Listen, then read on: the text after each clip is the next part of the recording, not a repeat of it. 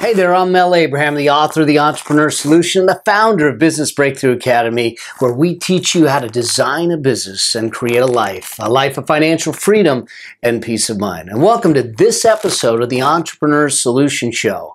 And in this episode, we're going to begin to dive into my 3 phases of business life or product life framework and model. And this is, if you recall, we talked about this, I introduced this to you a couple of episodes ago.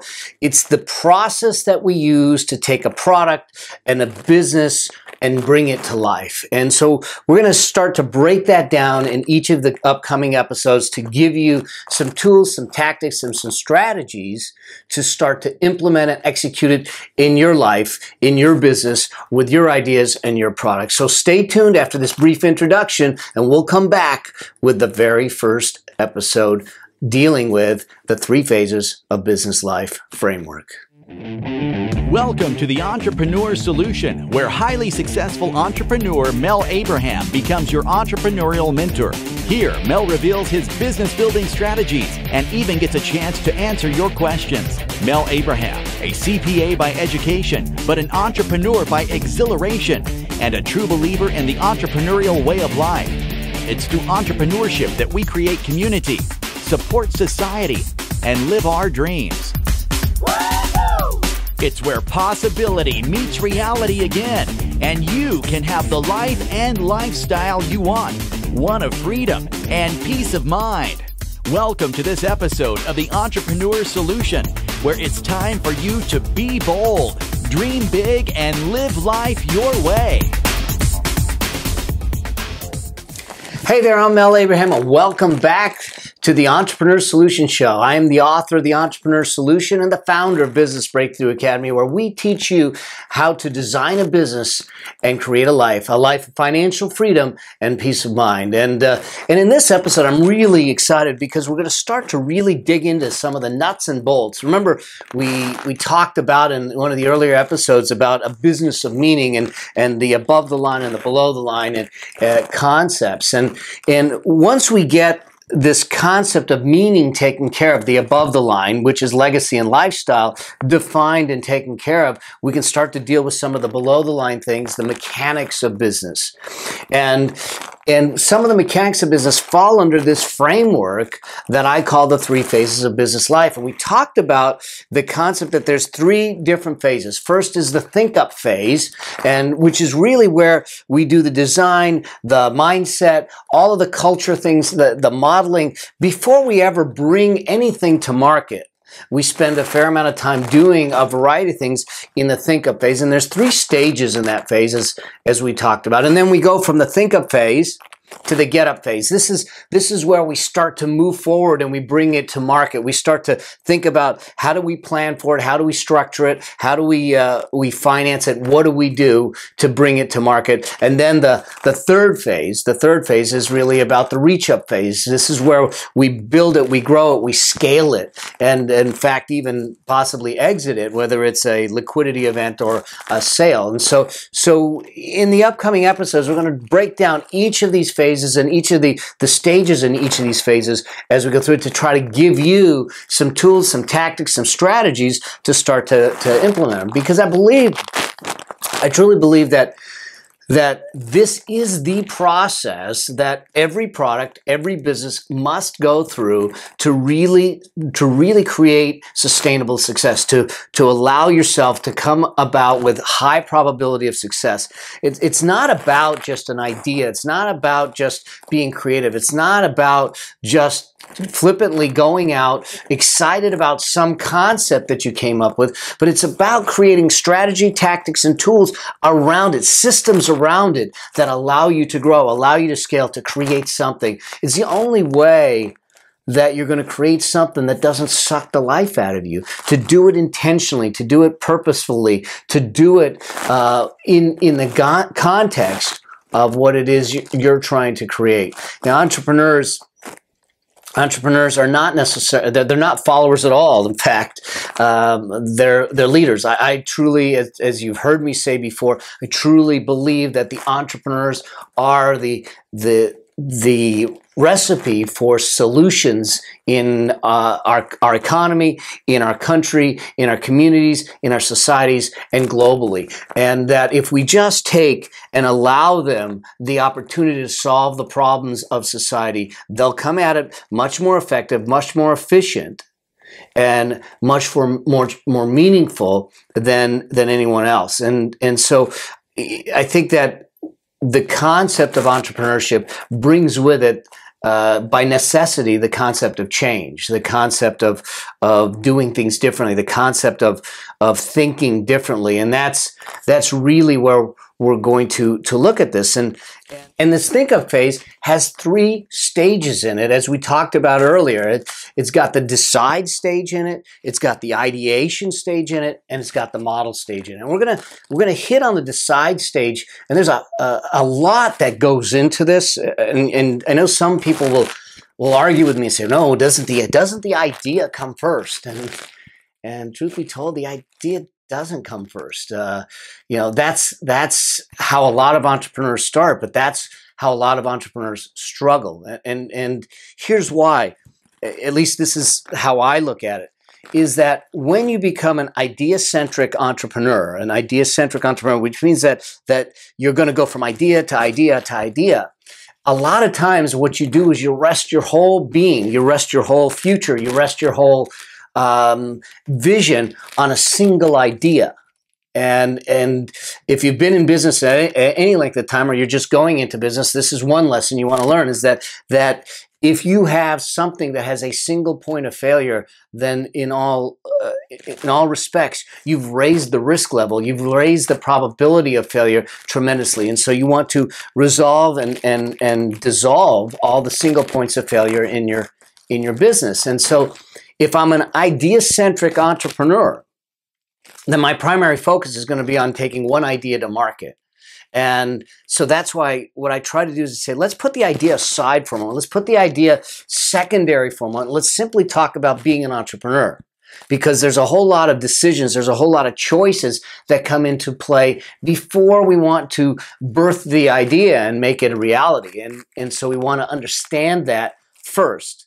And when we make those choices correctly, then the idea, whatever the idea is, we're going to start to come up with ideas. And because then we're coming at it as an entrepreneur. We've taken on the identity of an entrepreneur first.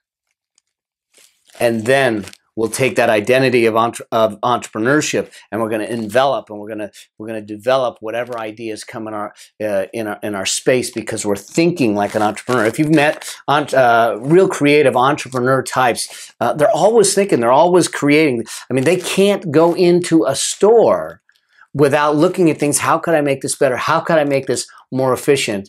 How could I do this differently if I were the owner? That's just their thought process. That's the way they're wired. That's the way they've been trained. That's the way they look at the world. And so if and when you turn around and say, let me take this identity of entrepreneurship on first, let's make the decision that I'm going to be an entrepreneur first, then you're going to have so many ideas coming into your world that you're not going to be focused on just a single idea. Now, we're going to tell you to focus on a single idea, to take that forward, to bring that to market first, because you can't concentrate on a bunch of different ideas and be effective. But what it does do when you take on that entrepreneurship identity is it doesn't put all your eggs in one basket. Now, here's the cycle. If you want, it's called I call it the this will work cycle. And this is what happens with a lot of entrepreneurs. They're sitting back. They may be sitting with their buddies drinking. They may be playing cards. They may just be out with their spouse, and they see something and go, I got an idea. And what if we did this and we did this? And all of a sudden you have this conversation about this concept that this will work.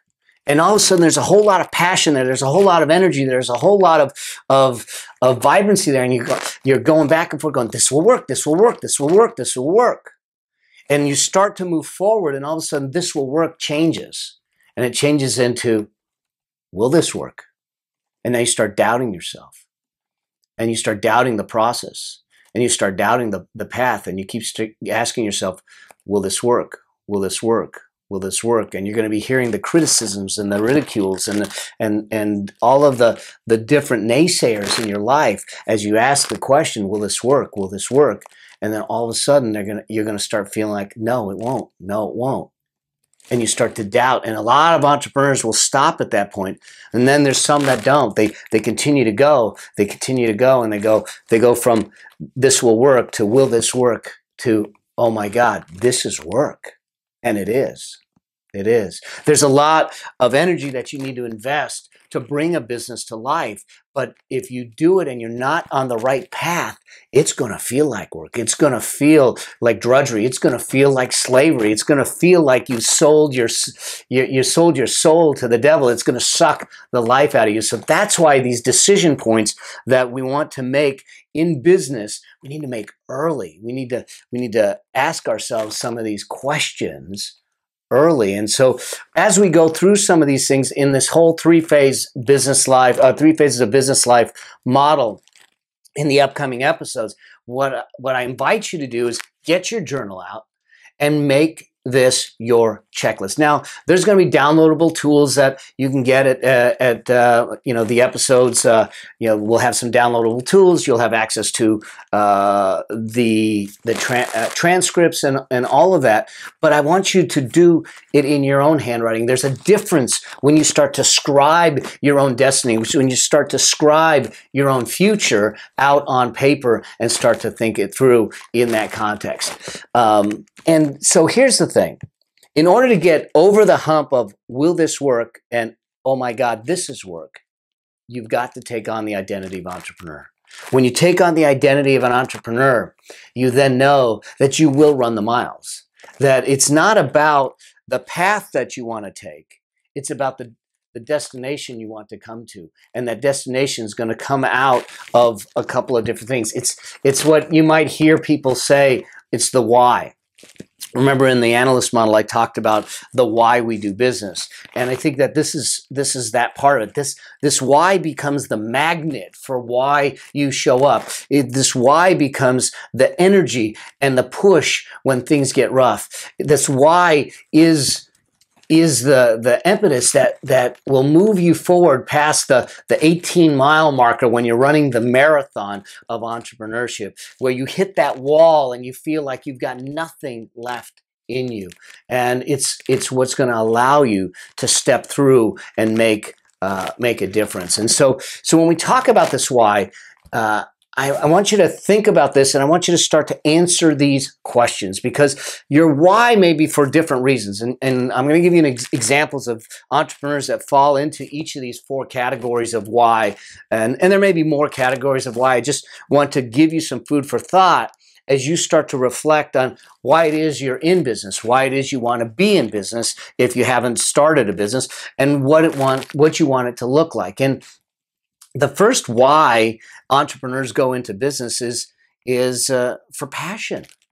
I mean, just sheer passion. A good friend of mine, Peter Diamandis, he's the founder of X Prize, and he is one of the smartest, most intelligent people I know in the world. And he's got a vast vision for the future. But his passion is about space. And it's always been about space since he was a child. And so what he did is he created X Prize to try and create a spaceship. He created a contest to create a spaceship to go to space. So we're eliminating all of the government red tape and NASA and all that, but can private industry create something that would allow them to go to space? And Peter Diamandis, through the passion he had for exploring space, created X Prize. That was a phenomenal, phenomenal success. And he's gone on to take other passions in his life and build entrepreneurial endeavors around that. And Peter Diamandis is what I would call a passion-driven entrepreneur that really creates the entrepreneurial endeavor, the business, everything around his personal passions in the world. And he's got some if you research him, he's got some incredible things going on, revolving around space, exploring space, mining in space, that you will boggle your mind. But the value he brings to society by bringing some of that down will affect energy costs. It'll affect how we live our lives. It is tremendous, and it's driven by his passion. Now, the argument could be made that all entrepreneurs are driven by passion, and they are. But there's a weighting, if you will, that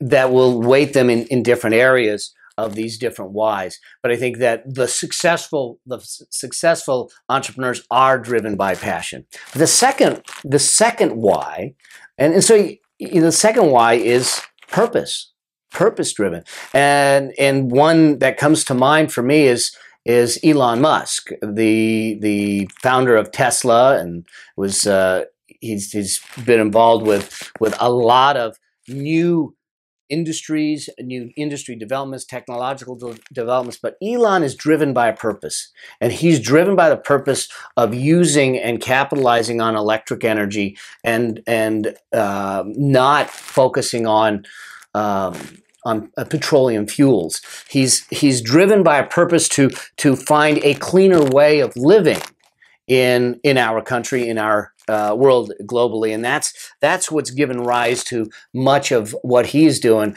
He's got a tremendously successful company in Tesla Motors that he's created, and he's also brought to life certain concepts, including the tube to high speed rail that is run through tubes, and all that, to bring clean energy, clean transportation, if you will, to our lives. And so Elon Musk is what I would call a purpose-driven entrepreneur.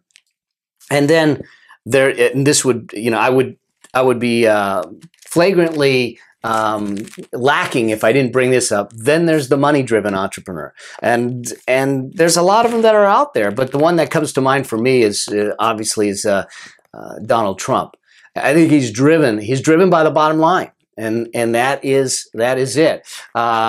It's show me the money. He will work the deals solely driven by money, not necessarily driven by purpose, not necessarily driven by passion. His passion is achieving, accomplishing, and acquiring, quite frankly. So that's where his passion. So you could be a money entrepreneur, and I don't mean it in a negative way, because even though you may be driven by money, you're still creating jobs, you're still creating products, you're still creating services, you're still serving society, creating community, and allowing people to live their dreams.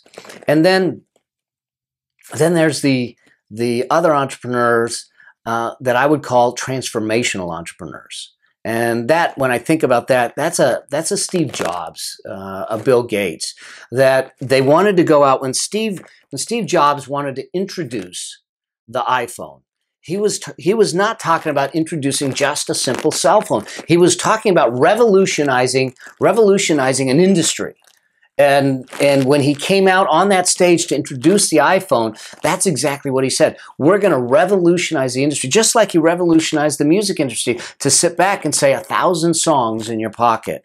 And so Steve Jobs is what I would call a transformational entrepreneur that is looking to transform industry, to transform life, to transform a way of life, a way of belonging that he created through Apple. A place, a community, almost a cult-like feeling around his customers, around his people, in the process of transforming the way we see life and the way we do life. And so if you look at it, you got passion, purpose, money, transformation. There may be more, but those are the four major types of entrepreneurs that exist. It's the four major types of why you want to go into business, why you want to take this product out there, why you want to continue in business. And so I kind of ask you to sit back and reflect on that for a moment and say, which one is you? What's driving you? What's driving you? Is it a passion that has been in you and burning in you for many, many years that you just want to explore? When I took over the karate school, that was based on passion for the martial arts, and really believing in that. Is it a purpose? Is it something that you want to solve in society? Is it, like Tom's Shoes, that is focused on also trying to serve children that are shoeless, and to provide shoes for our other children? Another great entrepreneur in the purpose-driven space is Marcus Lemonis. He's the host of the Prophet. If you haven't seen the show, an amazing show on CNBC. Just plugging them for free. So, but Marcus Lemonis talks about purpose. He talks about process. He talks about people as one of the biggest purpose that he's in business, to change people's lives, to work for the underdog, to allow them to grow. Are you driven by money? And like I said, there's nothing wrong with it. Just be straight about it, and know that money, that's what's driving you. That's the kind of why that you have. May or may not be enough of a why to take you through the tough times, to get you through that wall, to get you through that barrier when it happens. Or are you looking for transformation? Are you looking to change the world, change the society, change community, change how we do things in life? And so ask yourself those questions and see where you fit and what is your why in entrepreneurship, because that's what's going to drive you through the tough times. Then, once we've decided what the why is, we need to ask ourselves some what questions. What do we want to create? What is this? Is it a product? Is it a service? Is it a hybrid? Is it a bundle of something? Is it a product and a service? And being clear about what that is becomes important. And then, am I going to do it as a for-profit or a not-for-profit? We can do it as a not-for-profit depending on what it is. It has to be a community service type of product or service to be able to qualify as a not-for-profit or tax-exempt entity under where the code sections are the 501c code sections. 501c3 is your charitable donation code sections.